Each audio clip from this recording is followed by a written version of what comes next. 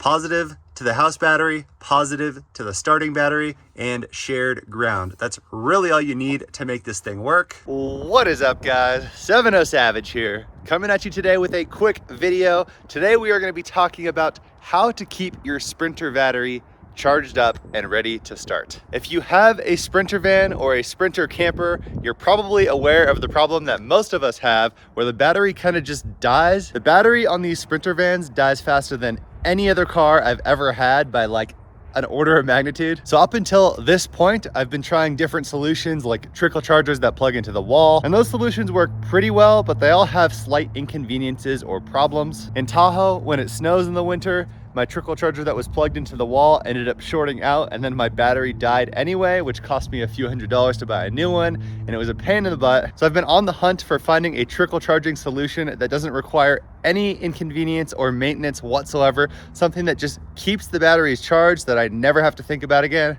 And I think I found a solution that's gonna work pretty dang well. The device that I found is this little guy right here. It's called the AmpL Start, and its intent is to take charge from your house batteries and use that to maintain the charge of your starter battery. This one right here, it charges at 15 amps, which is way more than what you need for a trickle charger. But the reason I got this one is because it supports charging from a lithium house battery bank, which is what we have in our van. If your house batteries are not lithium, you can save some money and get the cheaper version of this starter trickle charger thingy. So I'm gonna go ahead and install this bad boy and then show you guys the results. One thing that's important to do before you actually mount and install this thing is to get this jumper pin on the back in the correct location. Based on the instructions here, I'm going from a lithium house battery to a lead acid car battery. And so I have the jumper bridging the bottom two pins there. Okay, so coming at you from the editing booth a couple of weeks after installing this thing, I've learned a lot about it since I installed it. So if you do put the jumper pin across the bottom two pins in lithium mode, as I just showed you, it's only gonna turn the AmpL Start on when the lithium batteries are actively being charged, whether that's from solar panels or whether you have it plugged into the wall. But besides that, the AmpL Start will not turn the charger on. I don't have my solar panels installed yet, and I don't want to leave my van plugged into the wall. If this is your use case as well, and you do want your house battery to just donate some of its charge to your car battery to keep the Sprinter van charged and ready to start, then take the jumper pin off completely. You don't want the jumper pin bridging any of the two pins here, which basically makes the AmpL Start run in normal mode and accomplishes our goal. Okay, so I know this all looks incredibly complicated. This is basically the sub panel for my battery system. My battery bank is actually in the back of the van underneath the bed. There's like 2 whole videos on that on the channel of how I built and did all of the electrical system. But this is the sub panel where I do all of the stuff that's hooked up closer to the front of the van. That being said, the basis of these 3 components right here, this one, and this one, are still going to be the same no matter how you're installing this unit. So the premise of this device is that it has 3 connections. The top one here is a positive connection that connects to the positive of your house battery. The middle connection here is the positive to your starter battery. And then the bottom connection here is a shared ground between the 2 batteries. And then I also added these 2 self-resetting circuit breakers. This is based on the instructions that come with the unit. They do say that for short wire runs, you don't actually need any breakers or fuses whatsoever because this thing has short circuit protection within it.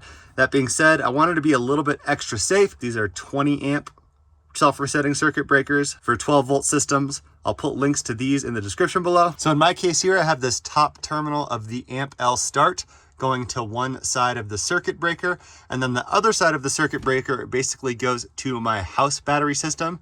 I have a bigger circuit breaker here. It's an 80 amp because I basically attach the positive terminal all the way back from my house batteries in the back of the van into the sub panel here. Uses a much bigger wire for other things in the cabinet.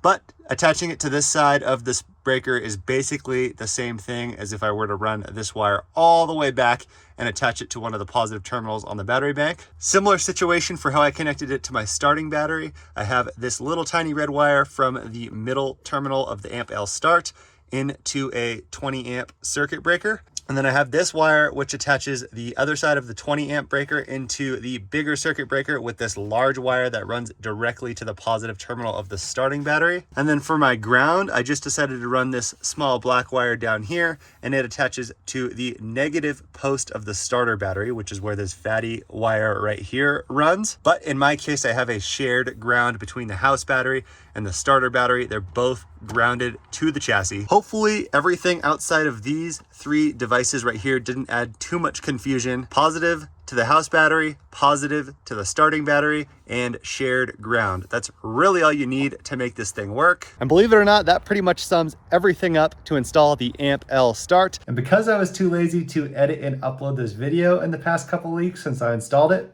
gave me some time to do a little bit of preliminary testing so that I could give you guys some results. So apparently the quote unquote parasitic charge from the car battery is higher than I would have anticipated. It takes somewhere between 0.5 and 0.75 amps just to keep that starter battery alive, which makes sense now why the car battery dies so fast, because it just takes a ton of power to keep that thing alive. So in my case, with about 1,000 amp hour lithium battery bank, I'll get somewhere between a month and a half to 2 months before my house batteries die. And if your van does have solar panels and they have access to the sun wherever you leave it parked, you can technically just leave your car battery charged forever. I will make sure to update you guys on the effectiveness of this particular solution while I'm traveling around in this van. So if you're interested in that, slap the subscribe button below. I will put links to all the components that I use to install the Amp L Start in the description below, including a link to the Amp L Start itself. Thank you guys so much for watching, and I will see you guys next time.